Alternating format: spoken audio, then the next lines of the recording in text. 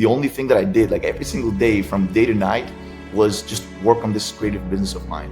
Your definition of success when you were in medical school was for you Yeah. to end up being a doctor. However, just the moment you achieved that, you jumped out of what you knew, what you were working towards, into something different.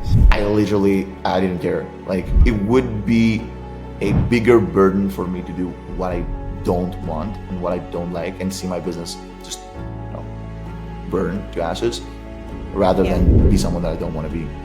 You need to do one thing that what you really like. So if you like being a doctor, you like being a teacher, whatever you like, do that, as long as it can help you maintain the lifestyle that you want.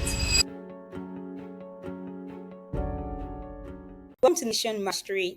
Welcome to Negotiation Mastery. This is your number one negotiation podcast where we talk about all things negotiation, whether it's you negotiating for the job that you want, negotiating for a deal, negotiating for a salary, or negotiating with your spouse or your kid. In this podcast, we have people from different parts of the world with different experience and from at different stages in their career, where we talk about their experience and then we learn from it. So I'm your host, Dr. Gloria Esomeme, an internal medicine physician now turned. I have with me today Lambros Lazopoulos, who is a physician and has pivoted and has negotiated for the life that he wants. He's going to be telling us about his experience and sharing how he negotiated with himself, with his family, and with his friends to create the life that he wants. Welcome, Lambs. Of course, it's a pleasure to be here, Dr. Gloria. I feel Yes, like we can have similar, let's say, backstories here. we Stemming do. from a background in medicine and also pursuing like what we genuinely like alongside Yes. with medicine. And yeah, I'm super excited for this podcast. I actually feel like great things are gonna come from our conversation, because in my case, in my journey, I feel like the story might sound like he moved from medicine to do something like completely different, but I think we can both agree that we got great things out of med school. It's not just Oh, a diploma or a doctor title. We genuinely grew through this experience, and we understood ourselves. And yeah, that's yeah. something, for example, that people don't really point out, the fact that it's not just a degree. You undergo an experience in which you It's understand a mind. yourself. It's a mindset change. It creates a new person. Yeah, exactly. So I genuinely feel like in my case, I wouldn't be in the position to understand myself properly to make this leap of faith and make this transition from a doctor, let's say, to a, I guess, businessman or whatever, if I didn't grow through medicine. So that's something that people don't understand. You know. Yes. So when did you decide, or what made you decide to pursue medicine in the first place? Yeah, it's an interesting story. As I was in med school, I genuinely, first of all, enjoyed medicine. Like, I found great scientific interest in medicine. I really, Yes. really enjoyed it, and I actually never thought of not becoming a doctor as I was in med school. But in parallel, I found myself, when I was stressed, from exams and stuff. I like to create, right? As Since I was a kid, I liked to create stuff. And the more stressed I was, it was usually academic stress. But the Of more course. stressed I was, I saw that I wanted to create more. I found a great creative outlet when I touched my first camera, because I loved cameras ever since I touched this first camera of mine. It was just, my creativity was funneled in this world of cameras, which was great for me. Yeah. And yeah, so med school was stressful for me. Obviously, it is a stressful, Experience. life. You always wanted to be a doctor, Yeah, and then yeah, you were pursuing your passion, and then the yeah, stress of that passion yeah, made you pursue something else. yeah.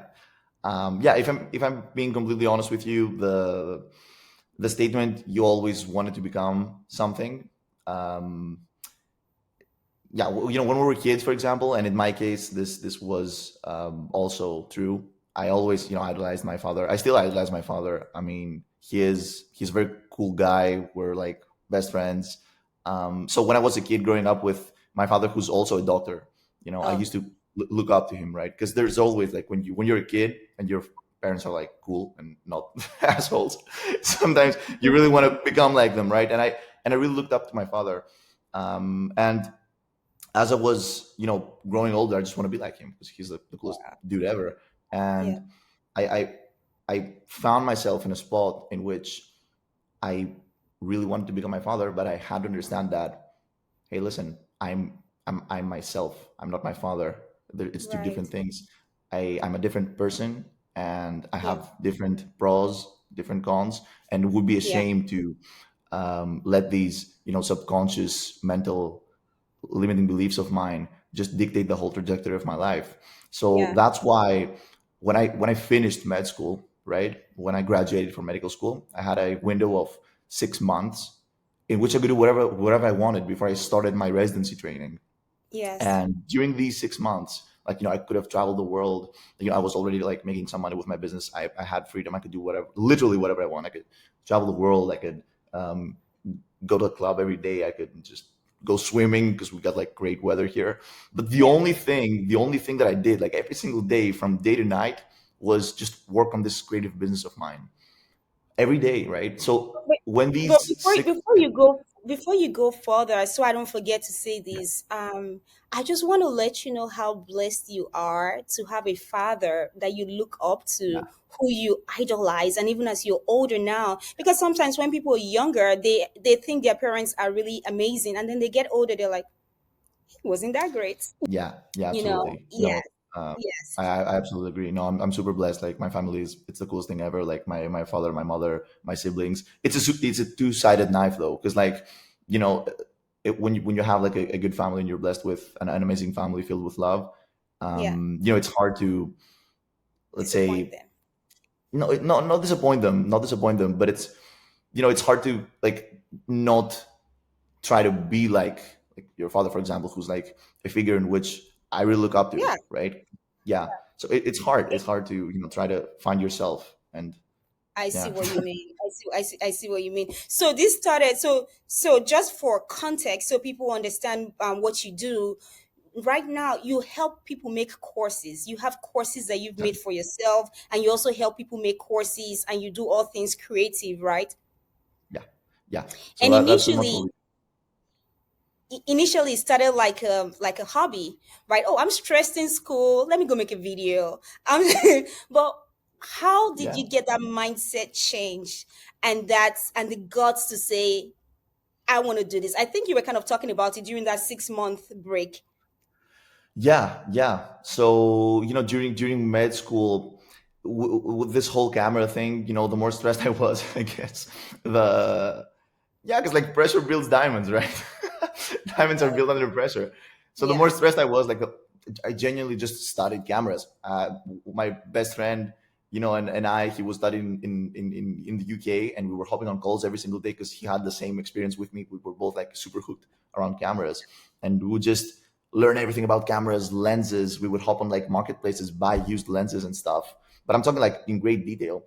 And I reached a point in which I literally like had an insane knowledge around lenses. And I was on the internet. I was looking for videos of people to explain like more about lenses, but there were no videos.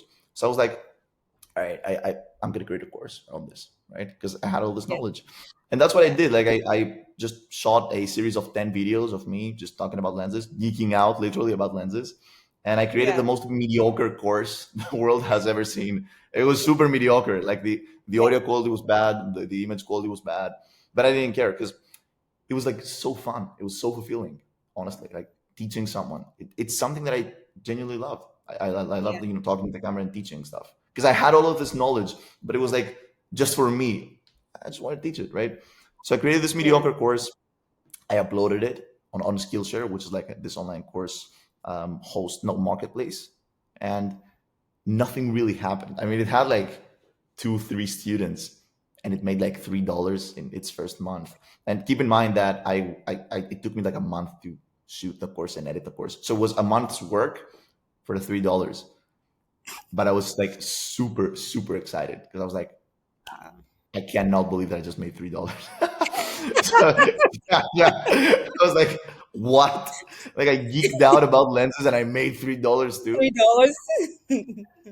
It was crazy. So I was like, wow, I got like so many things to teach. Let me just create more and more and more and more. So as I created like more courses about cameras, lenses, video editing, Canon cameras, color grading. I was a huge geek. Like I'm a huge geek, right? So I had so many things Yeah, to teach. I created more courses. I became better at creating courses. yeah, I started hiring people to create more courses. These platforms, like I started uploading my courses in more platforms, Skillshare, Udemy. They start to know and like and trust me and boost me, and I pretty much learned everything regarding course creation. So in like 2 years or 3 years, we created like I think 25 courses, which was huge. There were 2 hour courses, and then more and yeah, more and more. I became a top teacher there, and it was just a step by step process of me yeah, just geeking out over processes, but it worked. So up until this point, we have like 40 courses created, 42 yeah. actually. We're creating one course every 2 weeks. 80,000 students across the whole world, and I now work with other people to just give them what I earned from this course creation process, which is just monetizing your passions and what you love by Yeah. sharing it with the world. And yeah, it's like the coolest job ever. Honestly, I love it. So, Yeah. so how did you? Because I know what it takes to go through medical school. So how did you Yeah. negotiate with yourself? How did you have the confidence to say, you know what? Because if you're a doctor, you have regular income wherever you are in the world. You get paid a decent income that you won't be hungry, and it's secure, right? So how did you? So what gave you that courage? How did you negotiate with yourself to pursue the life that you're living now? Yeah.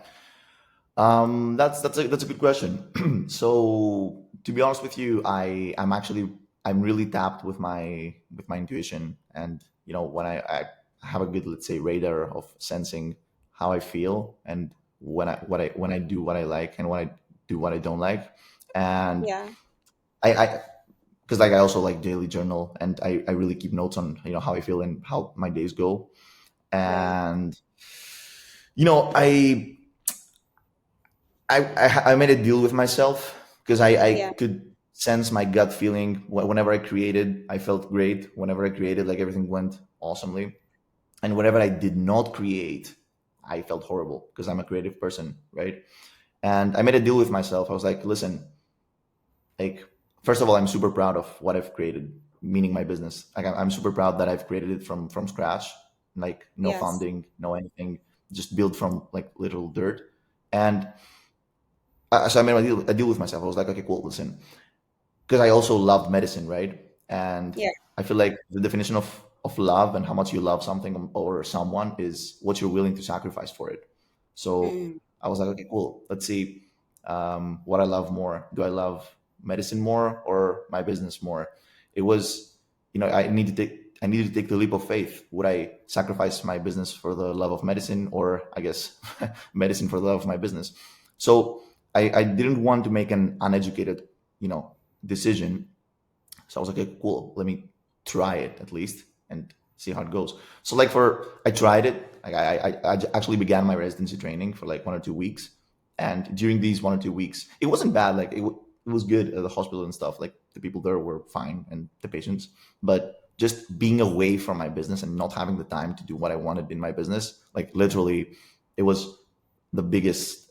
It just killed me inside. I couldn't take it. Like my heart couldn't take it. So it was honestly the easiest decision like of my life. Literally, I didn't tell anyone. I made this decision myself. No hard feelings. And the next day, I just went and signed my papers that I'm leaving. That was And two it was two super weeks fun. after 2 weeks Yeah, after yeah, rest. You're yeah. brave. No, no, I would not have had the guts to do what you did because I like even now I'm still dabbling into medicine. I still see patients. I go to America. I see patients, and then I come back because it's just hard for me to let go because I feel it's what I really love. I love being a yeah, doctor. At the same time, I enjoy what I do now. So I completely understand how you feel, but I just have yeah, more respect for you because you're like, you know what? I'm just gonna let it go. I've had the training, great. Now I want to pursue my true passion that I love much more than this medicine that I love. So when you told your parents and your family, what did they say?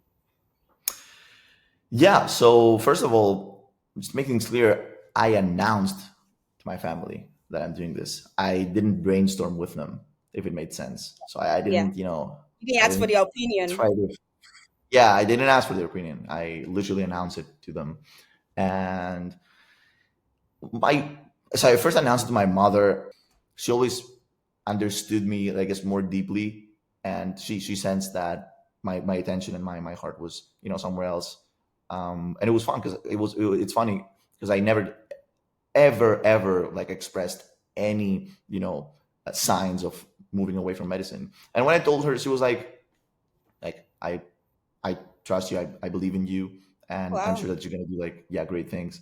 So yeah, honestly, they were super supportive, both of them, both my father and my mother. Um, yeah, obviously, their parents, they're gonna be a bit concerned when their son leaves a super, let's say, steady and secure Look where future. yes. And the Yeah, respect. to do something. Yeah, for example, like up until this date, like my parents cannot exactly describe like what we're doing here. When their friends ask them, like for example, one of the first questions that my mom asked me was like, when someone asks me what do you do for a living, what I'm What gonna do I tell them. tell? So it's more about the reputation, much more like what do I tell my friends? My I son mean, used that's to be not a a doctor. reputation. They just didn't know because it's a new thing. It's super new. Like imagine trying to describe to even our grandparents the fact that we're Right. just having a podcast right now, and you're in Dubai, I'm in Greece, and we're connected Right. through this invisible thing called the internet, and now someone else is watching on YouTube. Yeah. It's hard to understand. Right?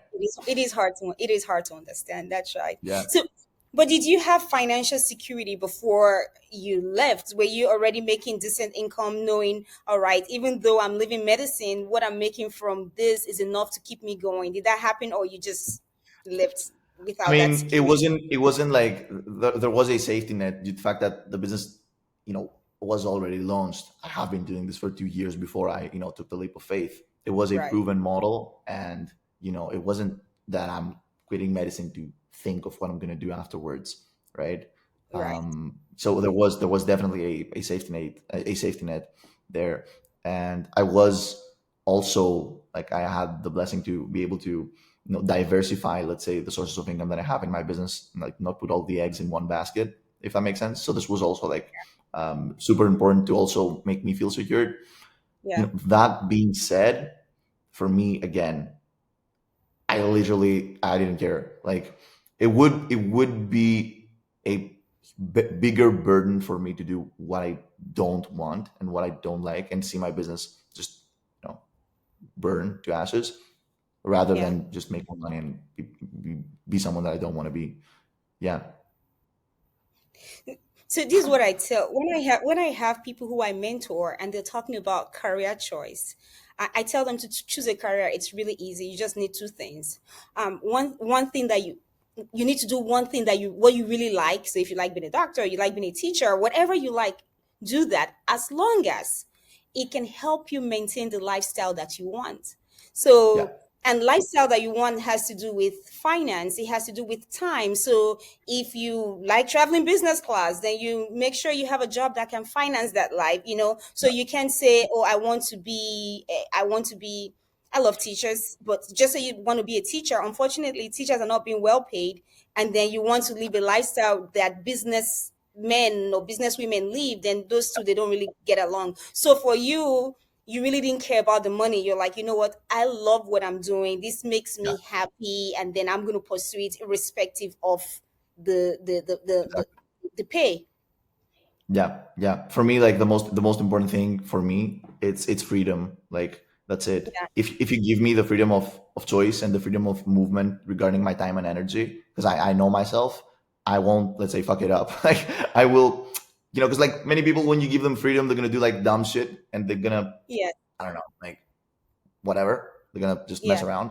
Like, for me, Yeah. if you leave me alone, I'm just gonna start building things, right? Like back in the day when I was a kid and you left me alone, I would build like Legos and puzzles. Nowadays, Yeah. if you leave me alone, I'm just gonna build like businesses and and stuff. So I knew that if you let me off the leash, right? Yeah. I wouldn't go crazy. And thankfully, like I got this theory of mine got confirmed, because now like I can do whatever I want with my time and my energy, and all I do, literally all I do, is sit at this desk and communicate with people and build stuff, You, which you, is very good. I think it's kind of similar to medicine because to go through medical school, you need to be able to sit down and study material for a long time. You spend hours Yeah, studying, and So do you think exactly. medicine kind of prepared you in some way for what you're doing? Yeah, 100%, 100%. Yeah, 100%. Medicine definitely prepared me for what I'm doing.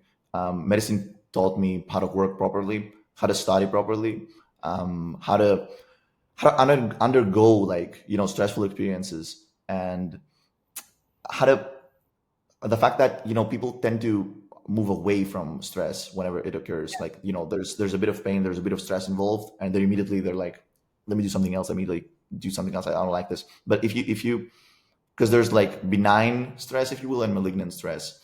Benign and malignant, they're medical That's that's terms. that's the Benign. doctor. That's the doctor in you speaking now, defining things in Yeah, being benign and being let me let malignant. me let me translate for the viewers. There's like good stress and bad stress, right? Right. Good stress, for example, is you being stressed out for a speech that you have tomorrow. That's good stress. This means that you care about the Yeah. speech. This means that this stress will help you perfect the speech. And then there's Right. bad stress, being stressed about like dumb stuff. But like, if you see the difference between good and bad stress, and understand that good stress is there to just help you, move to the next level as a person and become a better person, then you start looking for good stress, because good stress will help you evolve. And I had lots of good stress in medicine. I had some of bad stress, but like, we're human beings, it happens. Yeah. But yeah, definitely, I worked. I learned how to work in medicine. It was, Yeah. I mean, you know how it is when you study. Studying is like a relatively lonely thing. You're just there with your books, and Yeah. other people are outside doing stuff, and you just study. Yeah, And I think there's a similar thing between you and I. Like yeah, I love being a doctor. I enjoy the interaction with the patients. it was good. I loved resolving. Patient comes in with these complaints. I'm like, I go down like, yep, that's what it is, and then we make that patient feel better. However, that did not give me the greatest joy, even though I enjoy it. Yeah, What I do now, I enjoy what I do. And then if I look back, I think I enjoy the interaction with the patients, being able to solve their problems, right? So it's still the same thing. I'm transferring this to what I'm doing now, but in a different context. yeah, So let me, absolutely. yes. So something else is with medicine, we didn't have to be on camera. You don't have to put stuff on the internet. You don't have to put yourself out there. You put yourself out there, Yeah, but in a very controlled environment. The patient already knows who you are. If they're meeting you for the first time, they're trying to build trust. But now, once you put your material out there, anyone in the world can find you. There's no more, you can't hide anymore. And that's the fear many people have. Like, how do they become, they're scared of the visibility, of being judged, of being criticized. You said your first course was, in your words, you said, not me, in your words, you said it was mediocre. it So was bad. how It did was bad. No, yeah, it was very bad. so how did you overcome that fear? Or maybe you never had that fear, but what's the story for you? No, I mean, I definitely had like a small fear of, standing in front of the camera. I guess like the dumbest fear that people have is like, oh my god, like my friends are gonna find out. Like, honestly, if yeah, and if the price of being able to do what you want and have like the coolest business ever, and being able to do whatever you want with your time and energy, is like 2 awkward conversations per year at a party, like, I genuinely don't care. I'll be honest with you. Like, I genuinely don't care if the price for that is like having 2 awkward conversations with people who I didn't even like care about in the first place. Yeah, and like, most of the time these conversations aren't even awkward. They're like, yo, I've seen your stuff, congrats. That's it. Like, I've never gotten any bad feedback. I mean, yeah, it's kind of like awkward when they're like, oh, and you think like, oh, they know, and stuff. But I'm willing to pay this price, Yeah, 25/8, not twenty four yeah, seven. And yeah, let me tell you something. I This is actually one of the biggest like things that pulled me to content in the first place. the fact that people don't understand this, but people don't know the terminology of leverage, but content is like the ultimate way to leverage your time and energy. When you're a doctor, for example, right? It's like 1 unit of input equals 1 unit of output. You see one Yeah. patient, this one patient gets well. You invest Correct. 1 unit of time and you get 1 unit of cash, let's say. Yeah. But in content or in business, the fact that we're now currently investing, for example, 1 unit of time, right? We're recording this podcast, but this podcast Right. has the opportunity to be viewed like literally tens of billions of times if it could, Right. right? I mean, I Right. don't even know if it's gonna like get 1 billion views, but you get the point. Like these small algorithms, these small You engines. can't restrict. You don't. You there's it's unknown, right? It could be one Exactly. view. It could be a million. It could be Yeah. unlike Yeah. it could be two view because you watch it and I'll watch it, right? So it could be two views. Yeah. Yeah. Or There it you could be go. millions. Unlike when it's a patient, it's just one on one.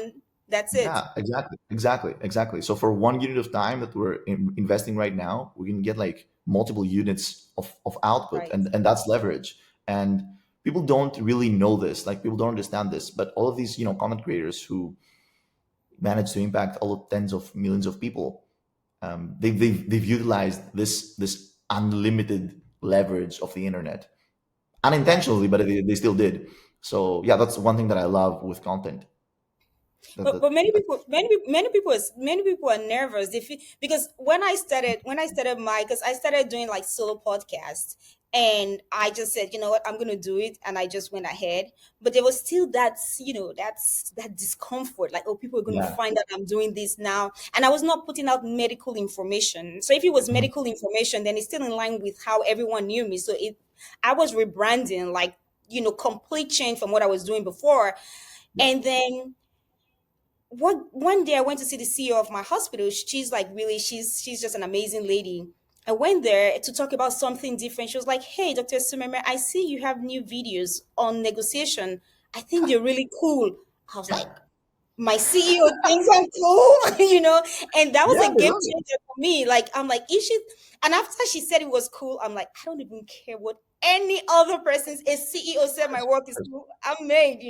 Yes. Yeah. And so sometimes just having someone affirm your work. But on the other hand, I'll tell you, my siblings, they go, well, that's your video. I don't like how you were speaking on that video. You didn't end your words well. They will critique me. I'm like, well, I don't care what you guys say. My Yeah. CEO said my videos were good. Yeah. So, I agree.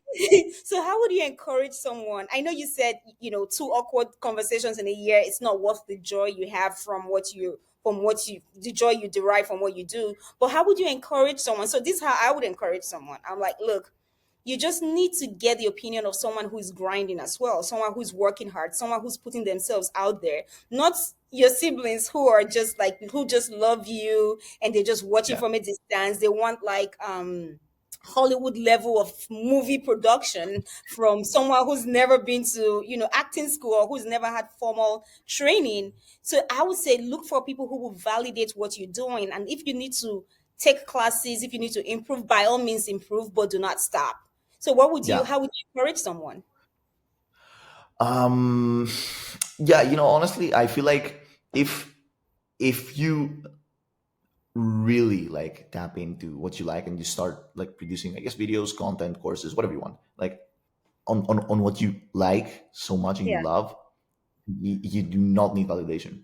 Like you don't need validation. I mean, yeah, sure, it was good in your case. It was super good that your CEO, gave you good feedback, because Yeah. this really meant like, I guess in your mind, you thought, okay, cool, like my CEO approves it. I don't care about anyone else because like, Yeah. it's the CEO. She approved it. Yeah. That was great. And yeah, honestly, I wouldn't But you let know what? like I wouldn't have, any. even if she didn't approve, if she had said those videos were not good, I would have asked, how could I have improved it? I would not have stopped though. I wouldn't Yeah, have yeah. stopped for anybody. Yeah.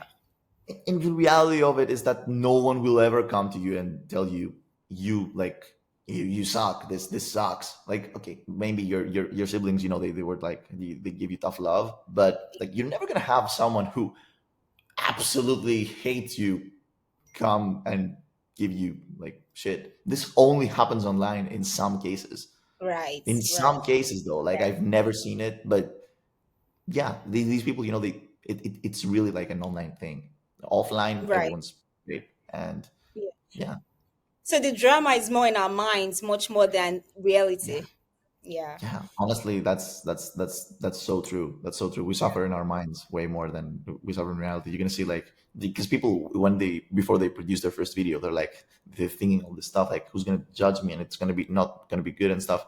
But like when you get this first video out, it's just video afterwards. Correct. Yeah.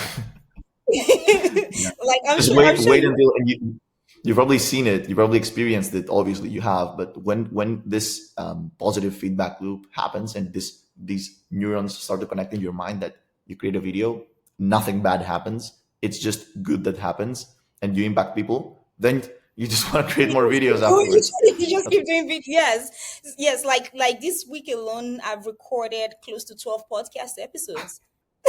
Hey, there you go. That's insane. That's insane. Yeah. Yes, yes. I've done like 12, and then once I'm done with this, I have another one that I'm recording. So now I'm just like I just keep going. Like, yeah, this is what I do. This is what I enjoy, and just talking to amazing people like you, learning from your story. No, I'm not. I don't worry anymore. Yeah, yeah, exactly, exactly. It's really not that deep. Yeah, it's really not that deep. We do what we love, and it's cool. Yeah. That's how I would summarize things. I agree with you 100%. So do you think Yeah. you would ever, I know the answer is going to be no, but I'm still going to ask, do you think you would ever go back to medicine? Listen, I actually like the medical field. I wouldn't probably get back at being a doctor and practicing medicine as a doctor, but I enjoy the medical field. Um, I I still have great love for heart surgery because I want to become a heart surgeon. My father's a heart surgeon. Unfortunately, like as much as I want to, remove these subconscious, Yeah. information that I have in my mind, it's subconsciousness. I can't really tap into there. I love heart surgery. I'm a huge fan of heart surgery, especially heart Yeah. surgery in Greece. I've talked to like some of the biggest heart surgeons here. I'm a geek around heart surgery. I genuinely love it. Yeah. One day, what I want to do is I want to produce a documentary around the history of heart surgery in Greece. It's going to be a passion project of mine.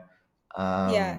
Yeah, to just produce a whole documentary around the history of, I guess, heart surgery and how it started, just to educate people because Yeah. it's actually a genuinely interesting story.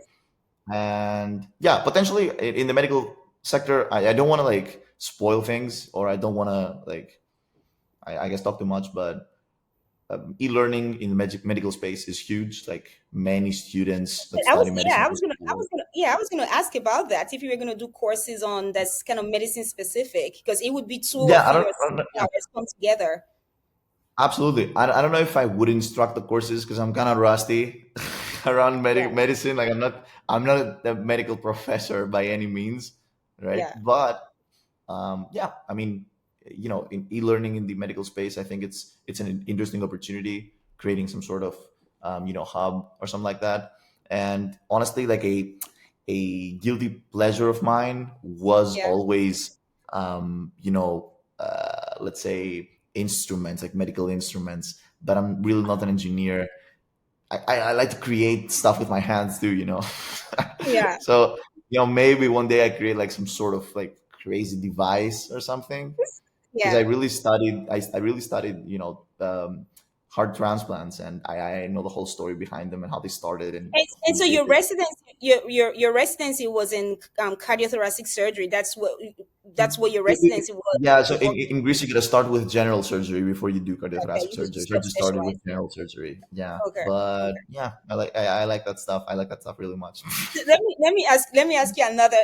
You see, I do this thing a lot in my podcast. I tell my audience, let me ask you. All I do is ask them questions, but I cannot prepare them. So, so Sure, has your hit has it. your idea has your idea of success changed over time? Because before, for you, I would assume that your definition of success when you were in medical school was for you Yeah, to end up being a doctor. However, just the moment you achieved that, you jumped out of what you knew, what you were yeah. working towards, into something different. So, how has your idea of success changed over time? That's a great question. My idea of success hasn't changed, right? Because my idea of success is just pursuing your fullest potential. That's it. As a person, Hmm. like, just pursuing your fullest potential, trying to be like the best person at what you do. And this, because I've adopted this mental framework of I am successful when I pursue my fullest potential.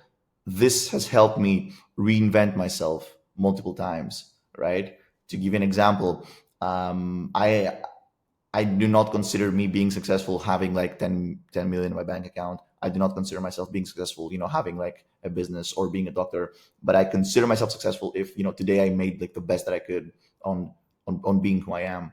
I was successful when I was in medicine, learning about cameras because I just, did the best that I could. I was successful, Yeah, when I was skateboarding back in high school because I progressed every single day, and yeah. I feel like I'm successful now because like what I do, I give my heart to it, and that's it. I That's what I feel like success is. And if you if you measure success in any other way, like trying to put metrics to it, for example, like 10 million views or $10 million in your bank, it's it's not a good way to approach life because when you reach this, well, look, what's next? Now you're successful. Cool. What's gonna happen now? Right? Like, I don't yes. want to quantify things. You know what? I agree. I agree with you 100%. I agree with you 100%. Personally, I'm not competitive.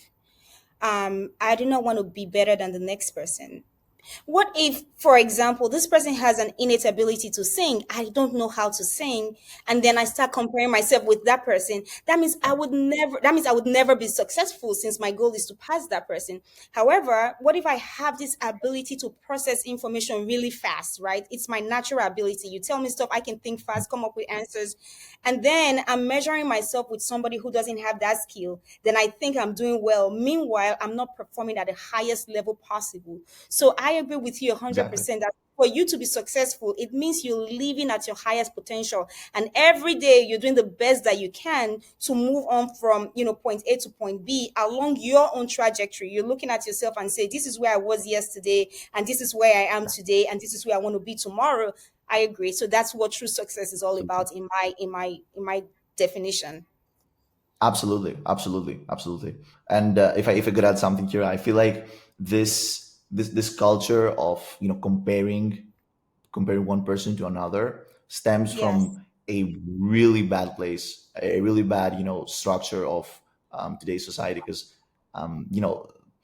for some reason, like today's society and today's occupational, let's say, experience has put everyone into boxes. For example, you Right. guys are doctors, you guys are engineers, you guys are professors, and the fact is that these guys might be doctors and they might all have like the same label on their foreheads, but we're talking Yeah. about like completely different people, right? Right. With But different due to the abilities and fact that skill set. Yes. exactly. Exactly. And the fact that society, has put them all in the same basket of being doctors, they compete with each other, and it's completely unfair to compete with It is another human unfair. beings. Like we're 8 billion people in this planet, and there's no one else like you. So Right. when you start doing something like super creative, like what we do, you're just the only one. You're a niche of one, if you will. There's no You one. are There's no other. Dr. Gloria doing what you do. There's no other lambs doing what I do. We do not need to compete with other people and you know try to figure out how we can beat them because like we're it's a singular thing. right. And that does not take away away the away being motivated by someone else. I can see what you're doing and I'm like, oh, Yeah, I'm inspired by you, Lance. How do definitely. you do that? And I can learn from you and be better. But my goal is for me to be better in the person that I am rather than I want to Definitely. be better than you. It's those are two Exactly. different things Exactly. that people kind of get mixed up. Yeah, no, getting motivated by someone, absolutely. Looking up to someone, absolutely. Having mentors, absolutely. Yeah, I am also like motivated by multiple people. I have multiple people that I look up to. right. But like again, there's like a good way to see this and a bad way to see this. I like to look up to people. I don't like to be envious of other people. I feel like Correct. it's a waste of Correct. time. Yes. Yeah. And something unique about you, Lambs, is that you do not negotiate. And I think that's so when you do business, like you have a fixed price, you're like, that's it. You're like a supermarket where the price tag is there, there's no negotiation. What made you come up with that mindset? And it's so interesting that in your own life, well, you know what? I think Yeah. I kind of see common thread. When you finish, I'll tell you the common thread that I see. So listen, I'm going to tell you. I'm going to tell you why I don't negotiate. I've positioned myself in a way in which, okay, so there, in business, like for the viewers watching us, there's like client acquisition and client fulfillment. Those are the two Yeah, things. How do you get clients and how do you make clients happy, right? Now, yeah, those are systems, right? My client acquisition systems, they all rely on my potential clients taking action first. So I do not reach out to people. People take action first. They see a yeah, video of mine, they want to work with me. yeah, They see a course of mine, they want to work with me. yeah, They see this podcast, they want to work with me. And due yeah. to the fact that they take action first, I now have leverage because you already expressed the fact that you want to Interest. work with me. So this Yeah, positions me in a place in which I have like the upper hand, let's say, because like negotiation is tactics, all right? You know it yeah. better. And due to the fact that I've positioned myself in this way, yeah, I have leverage. And honestly, I never negotiate prices. I feel like when negotiating prices, um, it's a cultural thing. First of all, like some cultures like to negotiate, some others don't. Yeah, In my case, I have no problem with it. So I am aware of the culture of negotiation, but yeah, I really don't want to like start a collaboration between two parties in the wrong stance and with the wrong foot. So yeah. yeah, that's why I don't negotiate, because I have the luxury not to negotiate pretty much. Yeah. You do. So let me tell you the common thread that I found with you. So when it came to your career, when it was time to shift, you didn't negotiate with your parents or your family or yourself. You were just like, you know what? I don't want to do this. That's it. And then your parents, you didn't go, well, I'm thinking of, you're just like, this is it. There's no negotiation here. I've Yeah. made this decision and then I'm moving on. So I think it's maybe it's just, I Yeah. think it's the same thread I see across both situations. Yeah. It's a combination of like low, like no, I'm actually ignorant to, I guess, pain. No, not pain, but like I'm not aware of like what's gonna happen. I don't Yeah, overthink.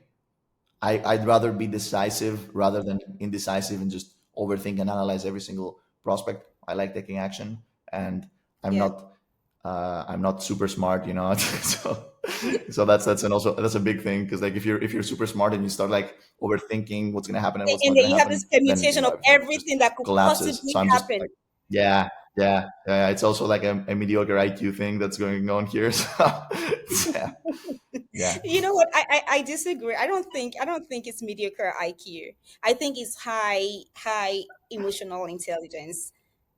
It's not, yeah, Maybe, it's just no. yeah. Yes, I think that's what it is, knowing, okay, I want to do this, and it's not like you're reckless, right? You know what it is you want, and Yeah. then you just go for it, and you know, okay, what's the worst that could happen, and you know you also have your backup, you have your parents, you have your medical degree. If this doesn't work out, you can always go back to being a doctor, or maybe not. I guess, yeah. Or maybe not. Or maybe not. We'll see. So Yeah. so people like to leave they like to leave a legacy, and from personally, I don't believe in creating or working towards a legacy. I think I'm living my legacy every day. So every day, if I do the best possible, then I'm creating my legacy. I don't have to deliberately say, okay, I'm going to craft out my legacy framework so that in 10, 20 years, or when I'm dead, that would be the legacy that I've lived. I already, like, I wake up in the morning, I give life my best shot. That's my legacy. What's your own principle around legacy, and what legacy are you creating if you are? Well, yeah. That's a very deep. That's just a very deep statement. So listen, like right now, I would love to think that I'm setting the foundation of something big that will be built in the next years, and I would pass out to like my kids, or something like that. I cannot contextualize it with the fact that I'm just in the beginning of this whole journey of mine. Yeah, That being said, what I actually like envision as a cool legacy type thing, and now with AI yeah, also, being evolving every single day, is I yeah, would love to get these journals of mine, because again, I've been daily journaling for like 3 years now, like more than 900 consecutive days. And Wow. so I got all this information about me in these journals. And if I keep doing this for years and years and years and years, I will have super like a huge data set of how I was feeling, what I was thinking every single day for my whole life. So like my kind of like thinking here is that what if I could take these journals and transcribe them and feed them into an AI, right? And now also like I have so much screen time of a camera analyzing me and my facial expressions and how I talk and whatever, right? So what if I could like create a A clone. recreate myself, recreate Yeah. myself with AI, right? In like 20 years, 30 Yeah. years, because I Yeah. have so much data around me. It would be cool. It would be cool. But yeah, legacy wise, honestly, helping out people was a top priority of mine since day one. I really like it. And yeah, that's a good cause. That's a good cause. Wow. I don't know, So to be honest. I don't know. We'll see. you don't know. Yeah. Long story short, I don't know. Well, maybe that's something you can journal about, and then we'll see what happens. Yeah. Yeah. So Yeah. We'll see. We'll where see can my about it. where can my audience find you? Yeah, so I guess you can check out my videos on YouTube channel Lambs. You can check out my courses on Skillshare, Udemy. You can link with me on LinkedIn. It's also a good place that I hang out. I prefer it than social media. It's like Lambros Lazopoulos, or you just search Lambs on LinkedIn. I prefer talking like over there. Yeah. And yeah, Wow. Lams, that's pretty I've much it. enjoyed talk. I've enjoyed talking to you, and you're so deep. You have so much depth to you, and it's very few people who, because you're relatively young. It's very few people who are your age who have the guts to actually pursue what they want. So that I Thank you. respect. Yes, and there's so much depth and so much wisdom to you. You're someone who I would not be so I think there's no limit to how far you would grow just with the mindsets that you have.